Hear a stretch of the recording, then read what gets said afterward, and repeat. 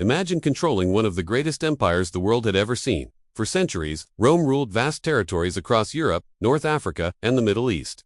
Its armies were feared. Its roads connected distant lands. Its cities were filled with magnificent buildings, markets, and monuments. But even the most powerful empire can fall. And Rome's collapse was not caused by one battle. It was a long story of political struggles, economic problems, military pressure, and a changing world. At its height, the Roman Empire stretched across 3 continents. Millions of people lived under Roman rule. The Roman army protected thousands of miles of borders, while Roman engineers built roads, bridges, aqueducts, and massive cities. But maintaining such a huge empire was extremely expensive. The government needed enormous amounts of money to pay soldiers, build defenses, and keep cities functioning. Over time, economic problems began to grow. Taxes increased. Trade became more difficult in some regions. Political instability also became a serious problem. Roman emperors were frequently challenged by rival generals and political factions. In some periods, emperors ruled for only a short time before being replaced. This weakened the central government, and while Rome struggled internally, new threats were appearing beyond its borders. Germanic tribes and other groups began putting increasing pressure on Roman territory.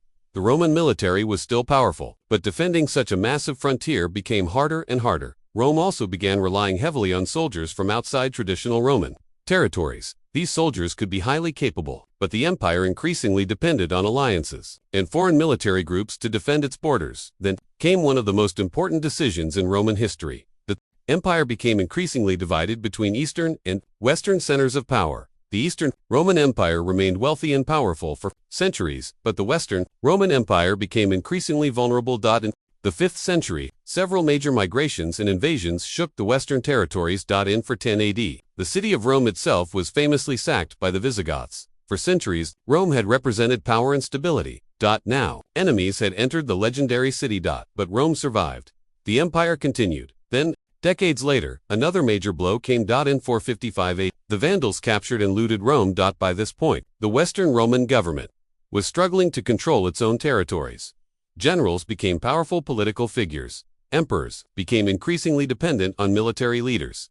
Finally, in 476 AD, the young Western Roman Emperor Romulus Augustulus was removed from power by the Germanic military leader Odoacer. This date is traditionally remembered as the fall of the Western Roman Empire. But here is the surprising part. The Roman Empire did not simply disappear overnight. The Eastern Roman Empire continued for almost another 1,000 years. Its capital, Constantinople, became one of the most powerful cities in the medieval world. So, what really caused Rome to fall? There was no single answer. Political instability weakened the government.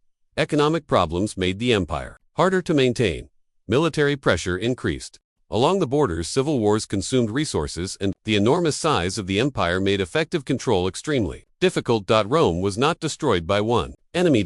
It was gradually weakened by many problems happening at the same time. And that may be the most important lesson from Roman history. Power can look permanent. A civilization can appear unstoppable. But when internal problems continue growing for generations, even the greatest empire can eventually change forever.